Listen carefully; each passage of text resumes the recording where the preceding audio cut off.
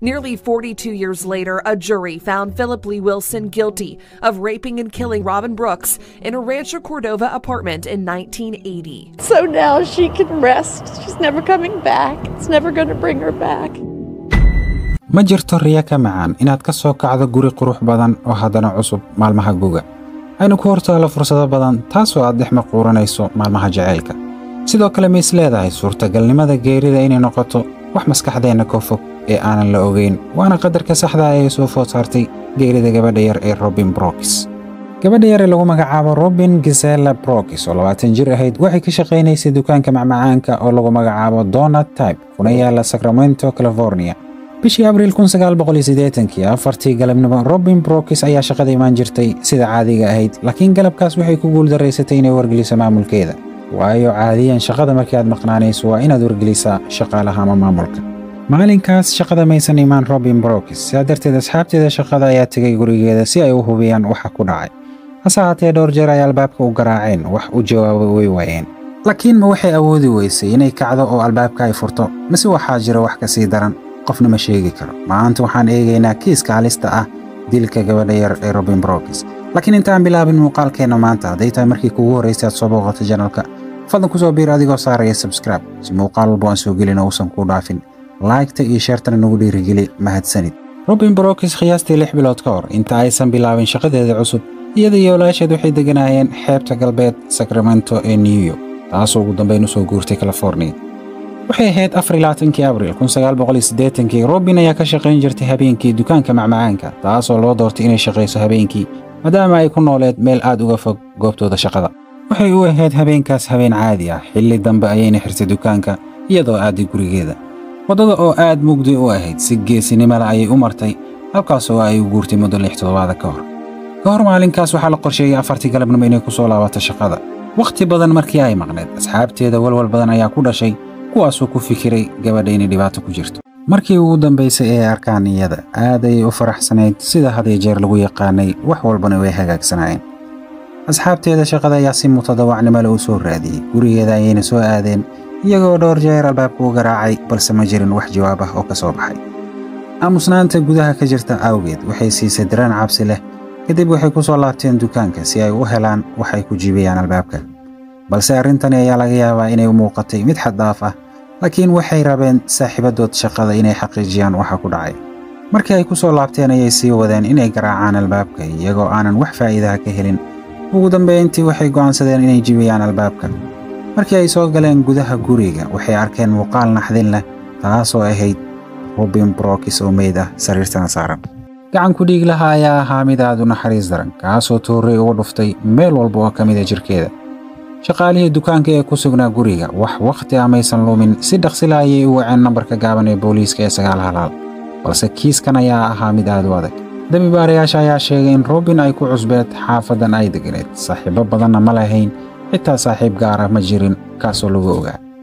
waxa kaliya booliiska ay ogaadeen ayaa ahaa in gurigan mar dhow ay soo degtay si ay ugu soo dhawaato shaqadeeda awgeed laakiin booliiska ayaa xaqiijiyay in la dilay waqtigii ay guriga ku soo laabatay mana jirin wax tilmaamo ah oo la raaco iyo wax calaamado gaar ah oo lagu baaro booliiska ayaa baaritaan ku sameeyay jirkeeda una diray sheebaarka taasoo markii dambe ay sheegeen in la kufsaday weliba si arxan daran jirkeedana laga helay DNA qof kale ah iyo biyaha ragga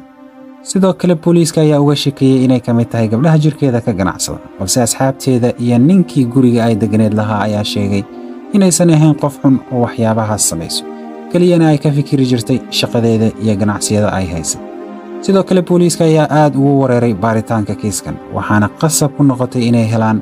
ninkii lahaa DNA-da iyo biyaha ay soo saareen sheebaarka booliiska ayaa dabagal rasmi ah ku sameeyay macaamiishii dukaanka ee gabadha ay wax ka iibin jirtay waqtiyada ugu badan asxaabteeda shaqada ayaa u sheegay booliiska dhacdo la yaab leh taasoo ahayd inuu jiray nin ka mid ah macaamiisha oo imaan jiray mar kasta dukaanka kaasoo isku dayi jiray inuu soo jiisto dareenkeeda iskuna dayay inuu la hadlo maalmo ka hor dilkeeda baarayaasha waxay rumaysan yihiin in ninkan ay u badan tahay inuu lahaa dilka Brooks uuna ka carooday diidma ay diida awgeed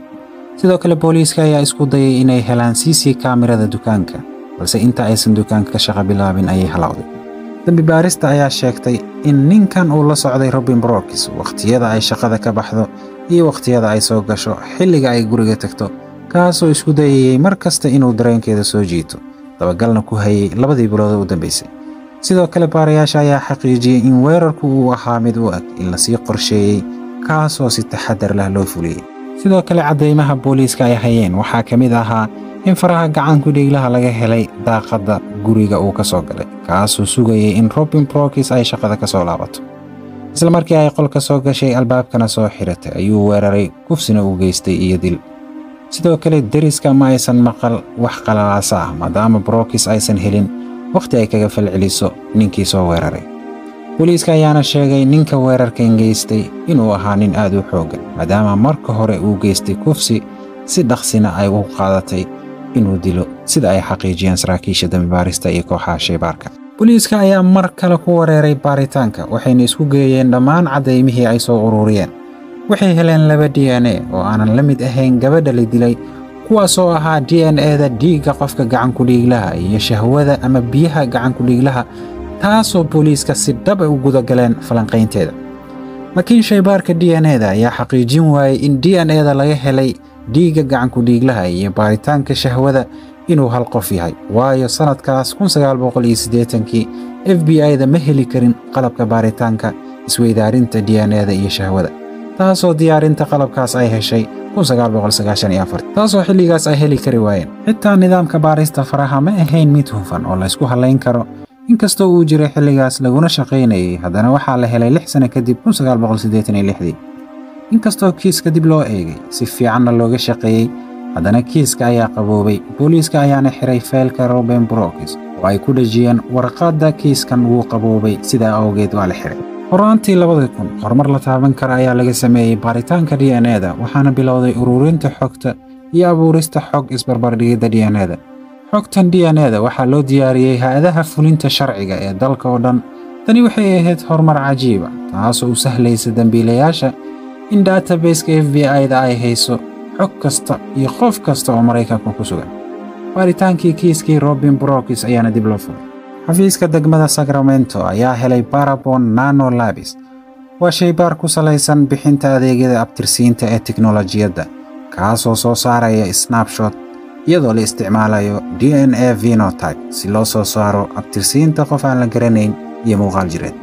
baaritaanka ayaana yeeshay hoggaan cusub oo cilmiga iyo tiknoolajiyadda la xiriira. waxay ahayd guul sidaas darteed baarayaasha ayaa si dhammaystiran u bilaabay baaritaankooda iyagoo adeegsanaya profileka DNA-da. markan kiiska waxaa si wada jir iskaga kaashanayay qoyska Brookes iyo booliiska. sidoo kale waxay joornaalada maxalliga ku daawaceen sawirka Robin Brookes kaasoo ay ku qoreen $10,000 in la siinayo qofkii keena xog lagu soo xiro dilaaga dilka iyo kufsiga u geystay Robin Brookes. waqtigaas ayaana ahaa 37 sano kadib dilka. 37 sano markii loo eego dilka waqtiga ka soo wareegatay waa waqti dheer sidaa darteed xusuusta dadka ayaa ahayd mid naadir ah. laakiin qoyska iyo bulshada ayaa aad u dhibsanayay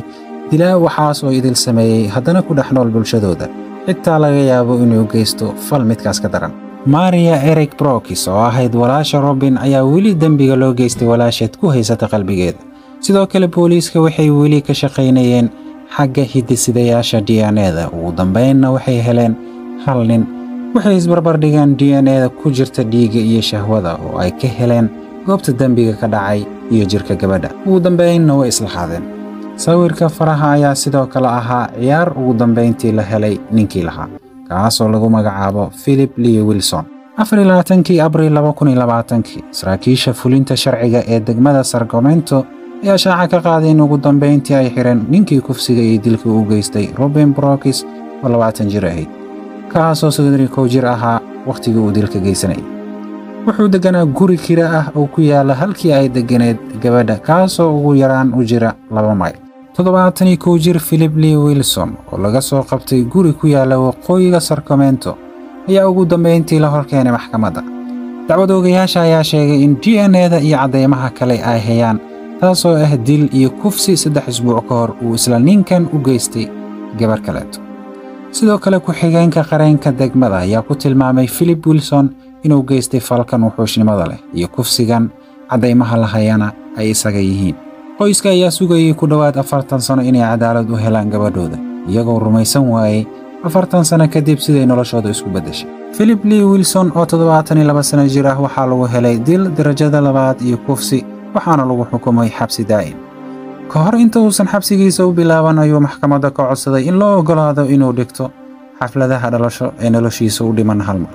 taasoo loo ogolaaday waxaana la siiyey hal habeen oo xafladayn ah, kadibna xabsigiisa ayuu dib ugu soo laabtay.